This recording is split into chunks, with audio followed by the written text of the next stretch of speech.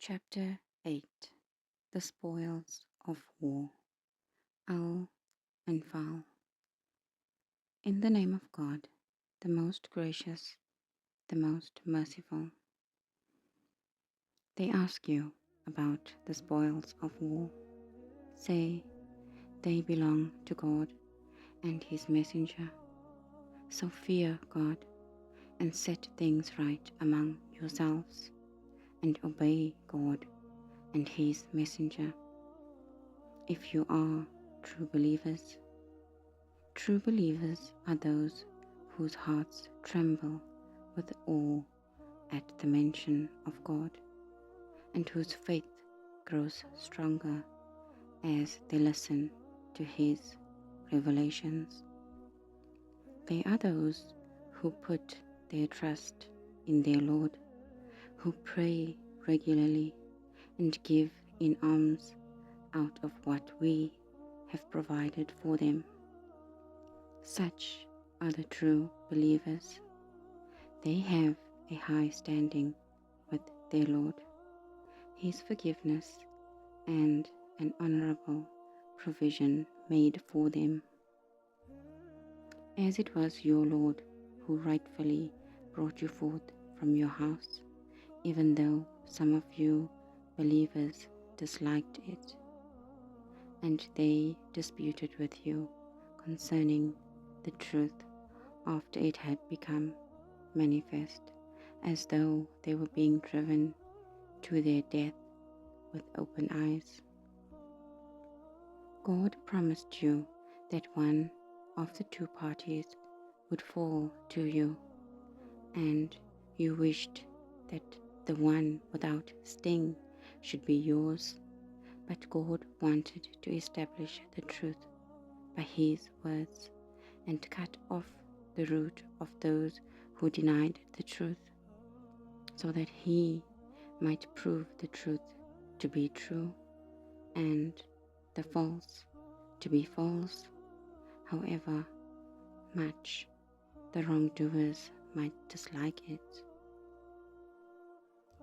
When you prayed to your Lord for help, He answered, I am sending to your aid 1,000 angels in succession.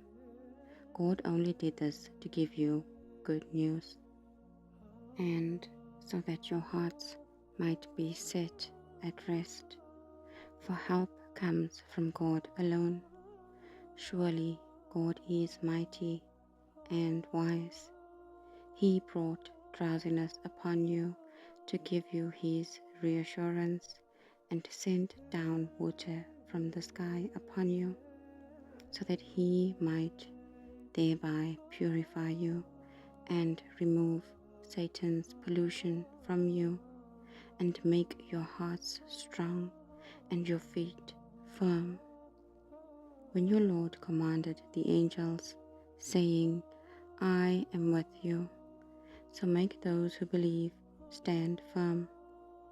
I will instill fear in the hearts of those who deny the truth. So strike their necks and strike all their finger joints. That was because they defied God and His messenger. He who defies God and His messenger shall be severely punished by God. That is your punishment. Taste it then, and know that for those who deny the truth, there is the punishment of the fire. Believers, when you meet in battle those who deny the truth, never turn your backs on them. Whoever turns his back on such an occasion, unless it be as a stratagem of war, or in an endeavor to join another group of the believers, will indeed draw down upon himself the wrath of God, and hell shall be his abode, and the worst indeed is that destination. You did not kill them, it was God who killed them. And when you profit threw sand at them, it was not you, but God who threw it so that he might confer on the believers a great favor from himself. Surely God is all hearing, all knowing. That is what happened, and God will surely undermine the design of those who deny the truth. If you were seeking a judgment has now come to you. If you desist, it will be the better for you. But if you return to hostility, we too will return, and your host will avail you not, however numerous it may be. And know that surely God is with the believers. Believers, obey God and his messenger, and do not turn away from him now that you have heard all. Do not be like those who say, "We hear," but pay no heed to what they hear. The worst creatures in God's eyes are those who are deaf and dumb, and who possess no understanding. If God had found any good in them, he would certainly have made them hear. But being as they are, even if he makes them hear, they will turn away in aversion. Believers, obey God and the messenger when he calls you to that which gives you life.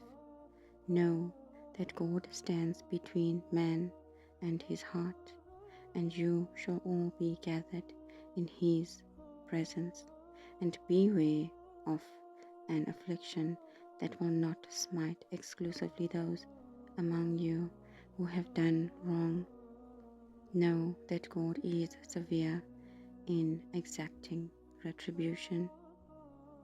Remember when you were few in number and were accounted weak in the land, ever fearing the onslaught of your enemies. But he provided you with shelter and supported you with his help, and provided you with good things so that you might be grateful. Do not betray God and his messenger, and do not knowingly violate your trusts. Know that your wealth and children are a trial, and that there is an immense reward with God. Believers, if you fear God, he will grant you the ability to discriminate between right and wrong, and will forgive you your sins. For God is limitless in his great bounty. Remember how those who bent on denying the truth plotted against you to imprison you or kill you or expel you. They schemed, but God also schemed. God is the best of schemers. Whenever our revelations are recited to them, they say, "We have heard them." If we wished, we could produce the like. They are nothing but the fables of the ancients. They also said, "God, if this really is the truth from you, then rain down upon us stones from heaven, or send us some other painful punishment." But God would not punish them while you, prophet, were in their midst, nor would he punish them so long as they sought forgiveness.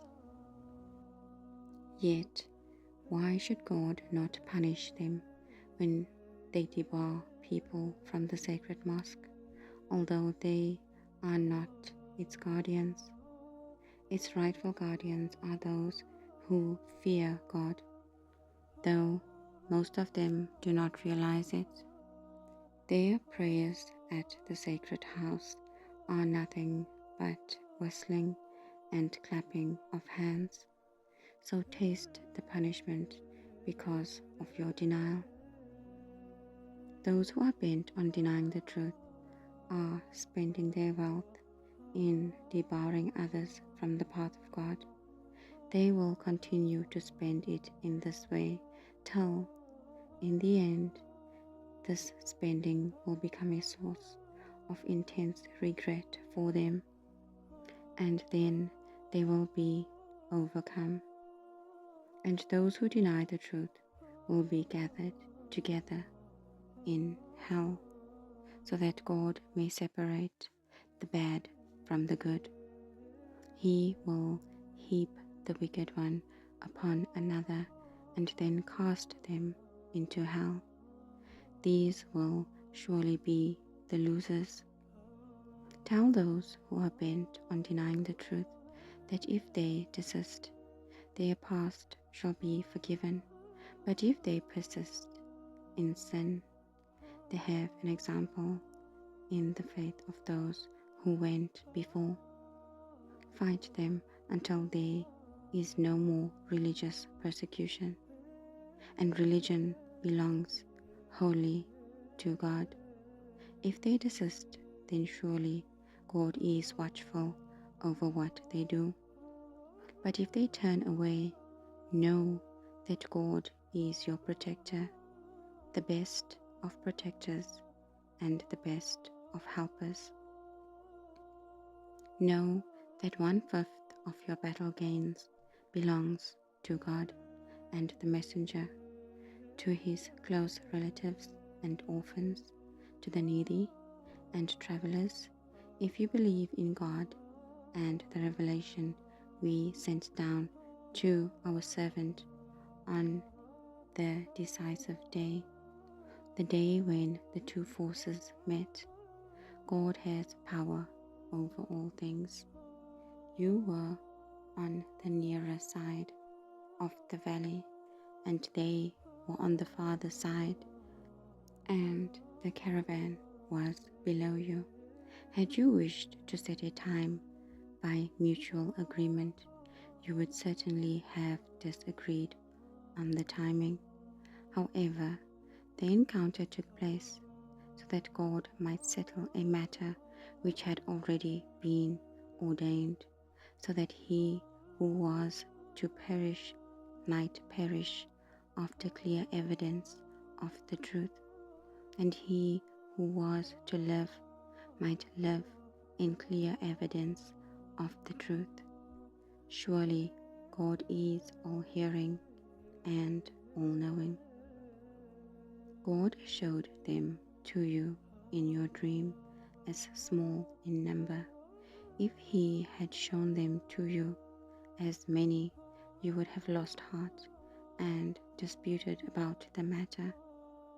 But God saved you. He has full knowledge of what is in the human heart.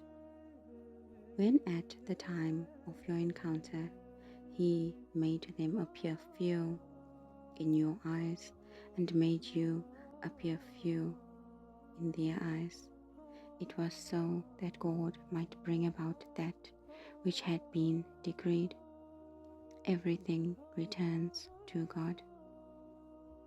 Believers, when you encounter a party, remain firm and remember God much, so that you may succeed.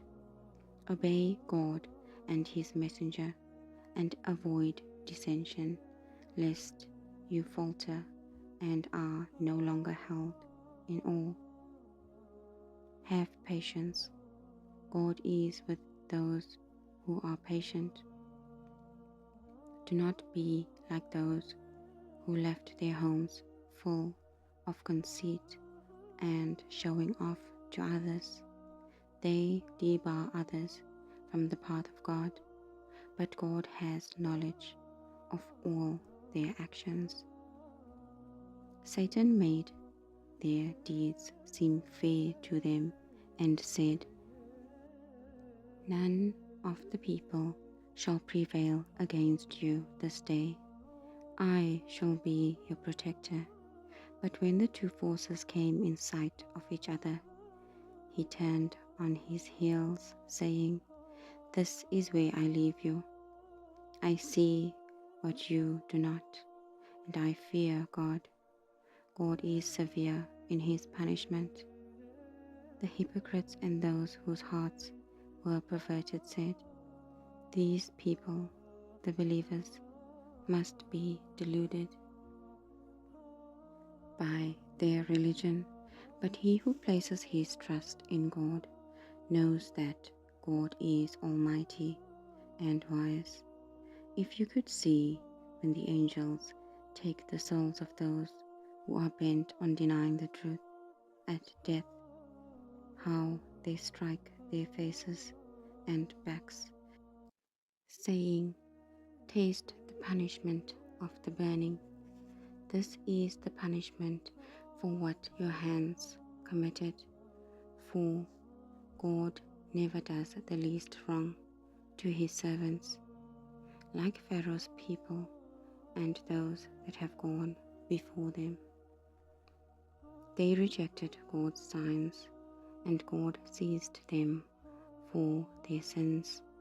God is strong and severe in punishment. God would never withdraw a favor that he had conferred upon a people unless they change what is in their hearts. God is all-hearing and all-knowing. Like Pharaoh's people and those who went before them, they denied their Lord's signs. We destroyed them for their sins, and we drowned Pharaoh's people. They were all evildoers. The worst creatures in the sight of God are those who reject him and will not believe, those with whom you have made a covenant and who break their covenant on every occasion and have no fear of God. Should you encounter them in war, then deal with them in such a manner that those that follow them should abandon their designs and may take warning. And if you learn of treachery on the part of any people, throw their treaty back at them, so as to be on equal terms, for God does not love the treacherous. Let not the deniers think that they will ever get away. They cannot frustrate God's purpose. They have not the power to do so. Prepare any strength you can muster against them, and any cavalry with which you can overawe God's enemy and your own enemy as well, and others besides them whom you do not know, but who are known to God. Anything you spend in the way of God will be repaid to you in full. You will not be wronged. And if they should be inclined to make peace with them, and put your trust in God. Surely it is he who is all-hearing and all-knowing. Should they seek to deceive you, God is enough for you. It was he who strengthened you with his help, and rallied the faithful around you, and bound their hearts together. Even if you had spent all that is on the earth, you could not have bound their hearts together, but God has bound them together. Surely he is mighty and wise. O Prophet, God is sufficient for you and the believers who follow you. Prophet, urge the believers to fight. If there are 20 of you who are steadfast, they will overcome 200. And if there are 100 of you, they will overcome 1,000 of those who deny the truth. for they are devoid of understanding. God has now lightened your burden, for he knows that there is weakness in you. If there are 100 of you who are steadfast, they will overcome 200. And if there are 1,000 of you, they will overcome 2,000 by God's will. God is with the steadfast. It is not right for a prophet to keep captives unless he has battled strenuously in the land. You desire the gain of this world, while God desires for you the hereafter. God is mighty and wise. Had it not been for a right from God that had already gone forth, you would have been severely punished on account of what you took. So eat of that which you have gained in war as lawful and good, and fear God. Surely God is most forgiving and merciful. Prophet, tell those you have taken captive, if God knows of any good in your hearts, he will give you something better than what has been taken from you, and he will forgive you. God is forgiving and merciful. And if they would betray you, they betrayed God before, and he gave you power over them. God is aware and wise. Those who have believed and migrated and struggled for God's cause with their possessions and persons, and those who have given refuge and help are the friends and protectors of one another. But as for those who have come to believe without having migrated, you are in no way responsible for their protection until they migrate. If they seek your help in the matter of religion, it is incumbent on you to help them, except against a people with whom you have a pact. God sees what you do. Those who deny the truth support one another. If you fail to do likewise, there will be great disorder and corruption in the land. Those who have believed and migrated and striven for the cause of God, as well as those who have given them refuge and support, are the true believers. They shall have forgiveness and an honorable provision. And those who have believed later on and emigrated and struggled for God's sake alongside you are also a part of you. But as to blood relations, they are nearer one to another in the book of God. God has full knowledge of all things.